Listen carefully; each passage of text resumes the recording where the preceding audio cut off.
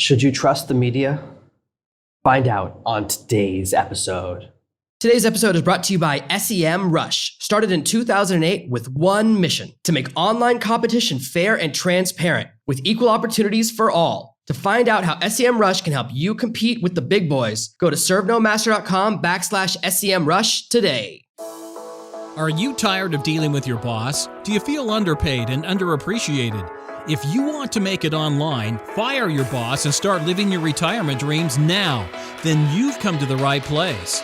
Welcome to ServenoMaster Podcast, where you'll learn how to open new revenue streams and make money while you sleep. Presented live from a tropical island in the South Pacific by best-selling author Jonathan Green. Now, here's your host.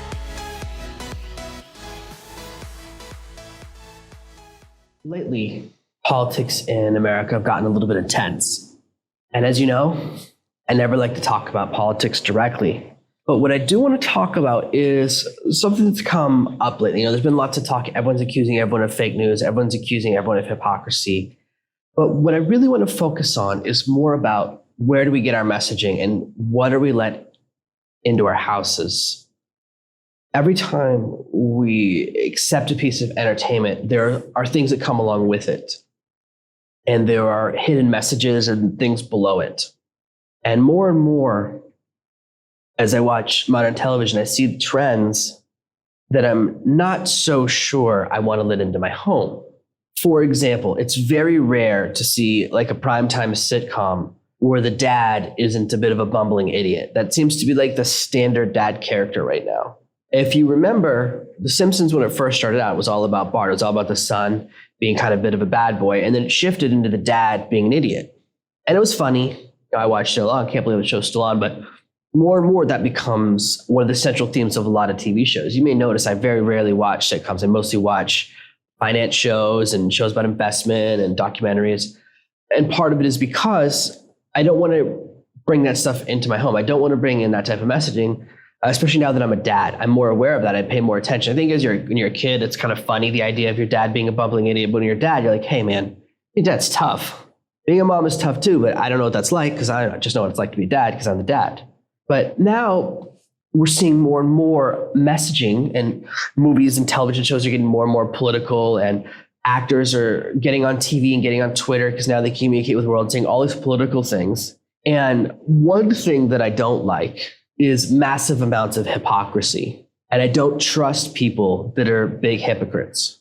I don't talk a lot about immigration. It's a dumb topic, and I'm an immigrant in another country. But every 2 months, I have to go to the immigration office here, fill out new forms, and pay an extension form. So I'm constantly dealing with immigration in the country I live in. But I see all of these people speaking more and more and giving political opinions, and people listen to them, and the question is, should we trust and should we listen to people who work for the media? Are they saying things that are consistent? Are these people we should trust? And I find it fascinating because most actors and most writers, most people in this profession are a combination of low IQ and high income. There are very, very, very few smart actors. Same for writers, same for producers, directors. A huge amount of their business is luck, who you know, the factors that come into place. And so what's interesting is what happens when you combine a group of people with low IQ and high money. That's why all the weird religions are really big amongst actors. And again, I don't want to go too far down that path, but I find it very interesting because acting as a profession has changed. It used to be considered the lowest profession in the world. Actors used to be one step above prostitutes. They often used to be prostitutes as well to make ends meet. And they used to be thought of as garbage. So it's interesting to me that a profession has done so good with its PR campaign to go from being the lowest profession to be a profession that many, many, many people aspire to. I find it fascinating. And this has led me to think about, because there's all these political opinions, because movies have started to send messages that I don't like into my home, that I want to talk about it a little bit. And the thing is, when we let messages into our lives, it affects our behavior. We used to say that art reflects life. And a lot of media, a lot of movies have been created that are designed to show slices of real life or designed to show real aspects of life. But more and more, because movies have so much money, they've shifted into trying to alter life. And so they want to use media not to show what life is like, but to force us to change how we think about life. And it leads to indoctrination. And that's something very different. See, TV becomes many people's primary form of socialization. The way children form our perspectives of life, of parenting, of relationships, of dating comes from television more and more than parents, because most children spend more time watching TV than they do with their parents. This is the problem with the shift in culture in the last 50 years. And if you watch, most problems in our society started off with this shift. As children watch more and more television, their distance between our parents have grown, and we begin to act more like we see on television. I can tell you that many of my dating problems in earlier life were because I was repeating stuff I saw on television. Television is designed to entertain, but our brain can't separate the difference. So our brains repeat what we see, even though we know it was supposed to be funny. Our brain isn't trained that way to separate entertainment from reality in our memories. So we begin to reenact sitcoms all the time, especially where you reenact scenes from movies. And our brains begin to think, oh, this is how you're supposed to act, or this is normal.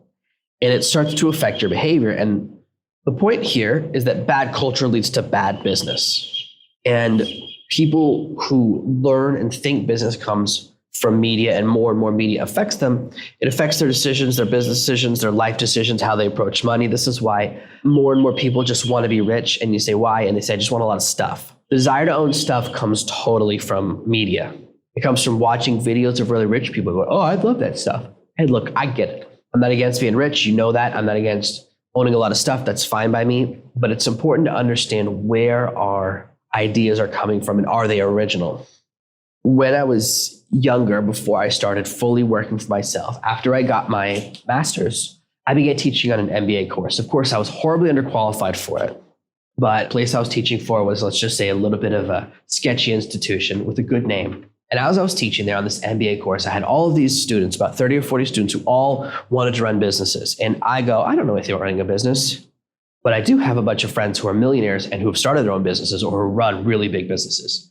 So I started to bring in guests who were all millionaires and were all running large businesses. And they would come in and they would give a talk to the classroom.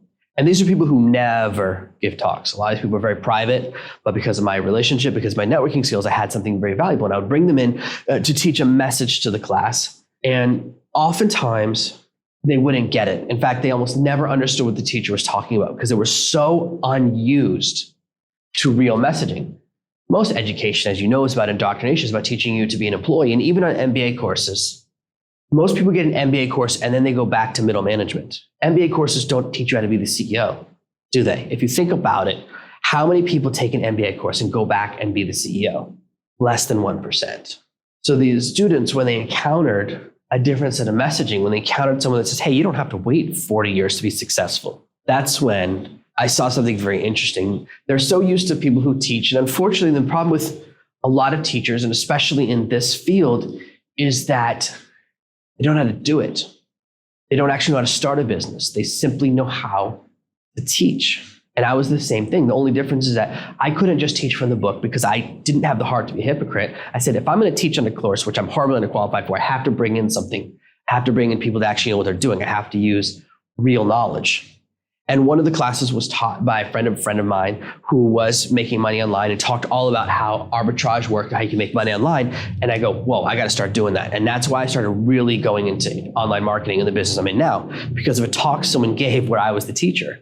And afterwards, you let the students ask questions, and even then the speaker leaves and I let them ask more questions. And I noticed, and it kind of blew my mind at first, that none of the students understand what the person was talking about, no matter what I had them in teaching about. They didn't get it. And I brought in probably a dozen people who would be so lucky for you to get a talk from them. And they didn't get it over and over and over again. They were looking for something to match what they're used to. Their other teachers, of course, all the other teachers on the course, of course, were equally unqualified. And we get our messaging again from these people. Like, should you be learning from someone who knows how to teach about business or someone who's actually built the business? What I know now compared to what I knew back then are totally different. I now am totally qualified to teach on that course. So I've been running a business for 8 years. I've become quite successful. But for me to go back and want to work for a university full-time, not in a million years. That's the real problem, is that people who are qualified don't want to go back and do it because the education system is a nightmare. dealing with the level of bureaucracy. The only place with worse bureaucracy than education is the government. Every time you teach a class, if there's a student who doesn't get it or if it's too advanced, they can go complain and then you have to deal with administration. And you end up dealing with complaints all the time because you have to somehow satisfy everyone in the room. And more that stuff is getting more complicated and it's a whole nightmare. Why would someone who's super successful want to put up with that? That's why super successful people, you can get them to come and give a talk at night, but getting them to speak to a class is very, very hard because they know you got to deal with a whole lot more garbage. If you're speaking to a class, then you have to follow all these rules. They'll tell you things you can talk and things you can't talk about. They kind of create all these restrictions and you can't provide good information. You can no longer teach people about the real world. There's this new shift in education, which I'm sure you've heard about private spaces or safe spaces, and you can't say things that hurt people's feelings. Like you can't tell a classroom that most of them are going to run into tough stuff when they graduate. Like, hey, finding a job when you graduate is hard. You're not allowed to say that because it might make them feel like low self-esteem or something. So you're not allowed to say things that are real, even though they're true. Things I say to you, like most college graduates don't get great jobs. I know this because I didn't. I know this because then when I went and started dealing with that department that's supposed to help you get a job, all they do is give you a list and say, good luck.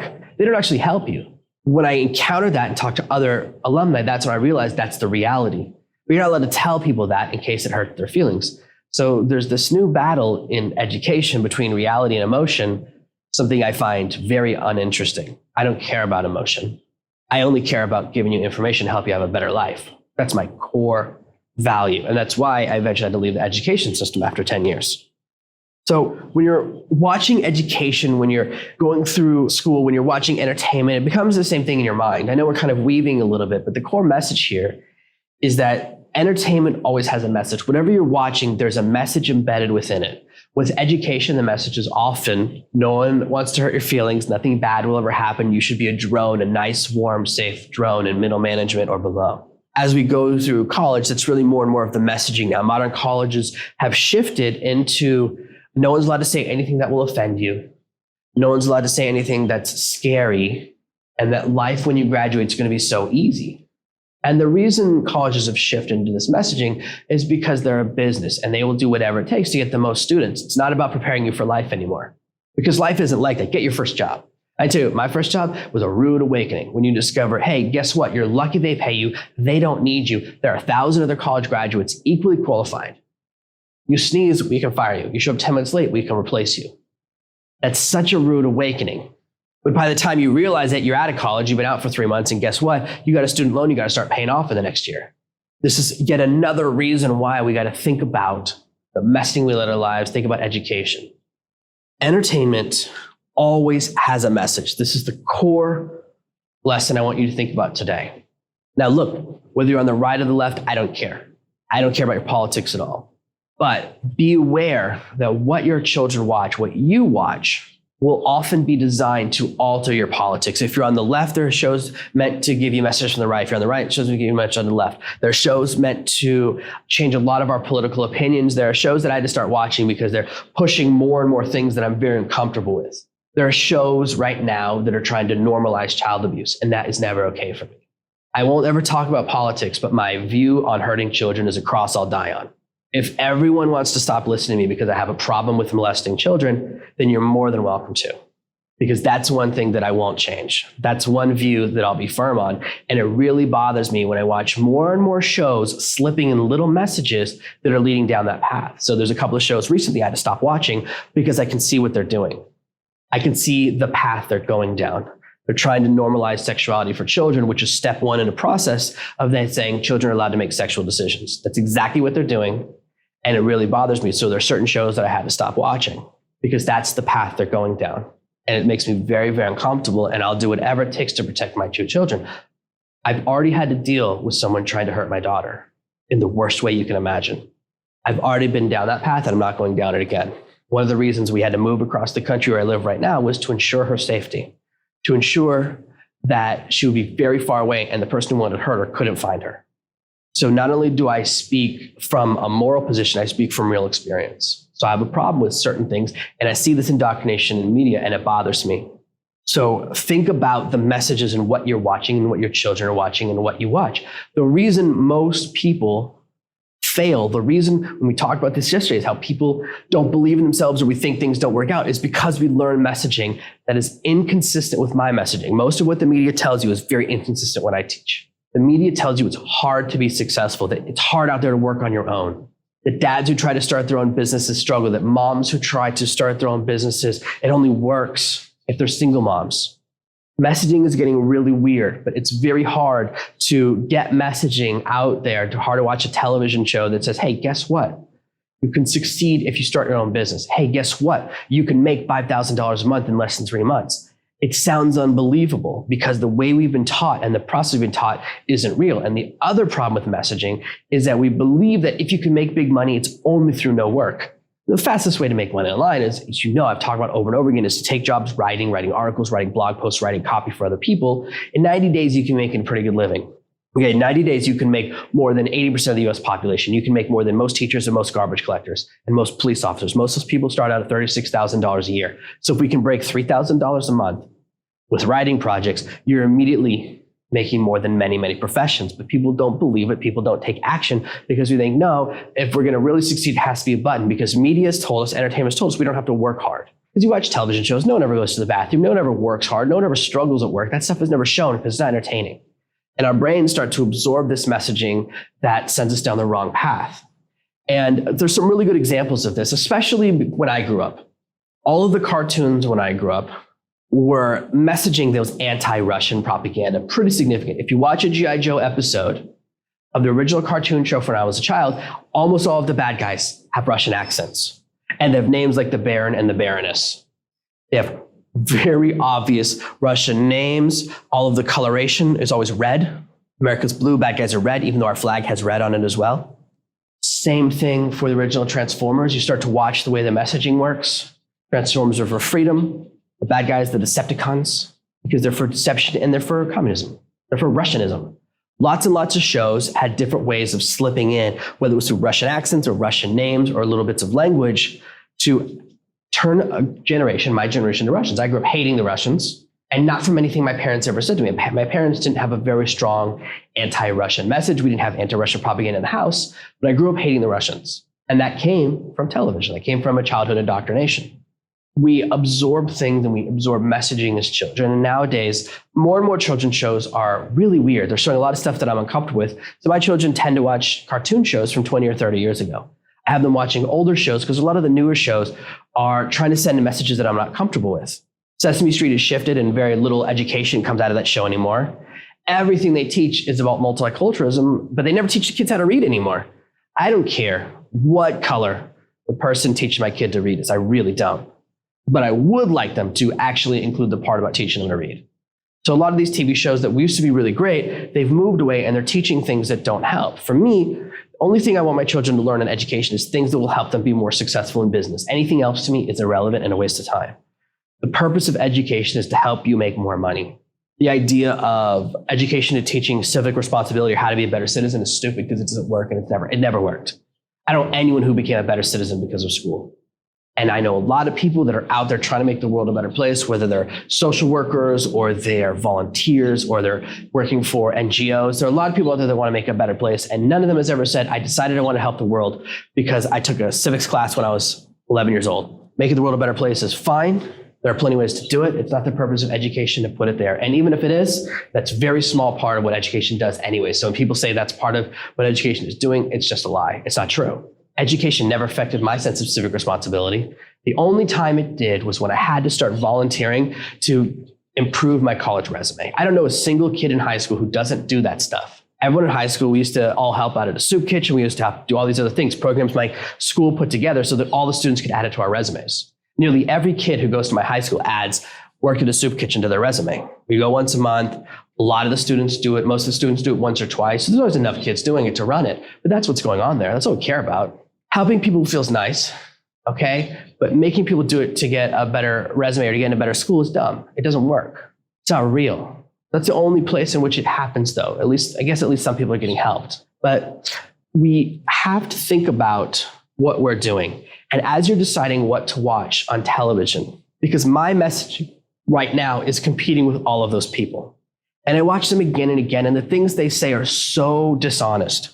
Every single celebrity talks about how they hate walls. They don't want a border wall. They want open borders. But every single one of them lives in a neighborhood with a giant wall. Every single one of them lives in a neighborhood with a security force with guns. They say they're anti-gun. They all have security guards. Watch the Oscars. There are more security guards and more walls there than any other event in America. It's more well guarded than the White House for one night. They say one thing and they do another.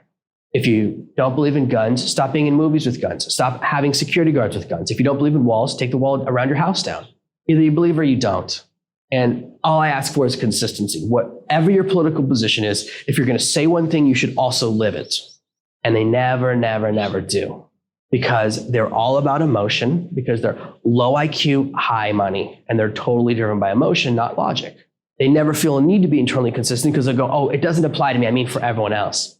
And all of that messaging makes me go, okay, if that's your view, fine. If you believe that you can espouse views that you don't live, it makes me uncomfortable. I'm not going to listen to your messaging anymore. Because for me, consistency is absolutely critical. And when you're deciding what to watch and you're deciding what movies and television shows to bring into your home and into your mind, everything you watch, every movie, television show, and everything else you watch, it's competing with me. Because if you watch one TV show a day, then I'm getting equal time, because each of my podcast episodes is about 24 minutes, 22 to 24 minutes. But most people watch more than that. So if you watch 2 hours of television a night, television gets 4 times more chance to affect the way you think. So it's my competition. And when I watch people who fall to the wayside, it's because of other messaging. Anyone who sticks with me 100% will achieve success. If you give me your time and implementation, you'll succeed. But more and more we hear these messages about, oh, this won't work, or you should do that. And before we've talked about shiny objects and we're chasing idea to idea, but there's also a lot of messaging which indoctrinates us as a culture, tells us that we should be servants, tells us we should do certain things, and tells us we should act certain ways. Whether it's people on the news or politicians or actors, they all tell us certain things, and almost no politician lives the way they say you should live. Almost no actor or reporter lives the way they want you to live. They almost never have any consistency. And we all are at a point now, we don't expect politicians to be honest anyways, but more and more other people in power feel an obligation to be very, very dishonest or to use their message. And they always say, if you have a platform, you have to use it. There's this new idea that if you become successful in any arena, you have to leverage that success into expressing whatever your political message is. And so that's why television shows have more and more hidden political messages. And you can see it because sometimes it's so obvious that it seems like a child did it. Every TV show in the last 6 months has had the illegal immigrant episode. Every single, even the shows I watch, suddenly it's the episode of and I watch all these different business shows from other countries as well. It's all these episodes about immigrant inventors suddenly. And I'm like, you never cared about these people before. Suddenly you want to give a platform and act like all these people are heroes. And it's because they're trying to slip in a political message. They're saying, hey, we're on this side of the debate. And they're having all of these different episodes. And I try to watch a lot. I always try out new shows. But once I start seeing they have all these political messages, I'm like, man, come on, just entertain me. Can it just be pure entertainment without mixing in stuff that's obvious? So at least that time, at least with all these illegal immigrant episodes, it's like a sledgehammer. There's no subtlety.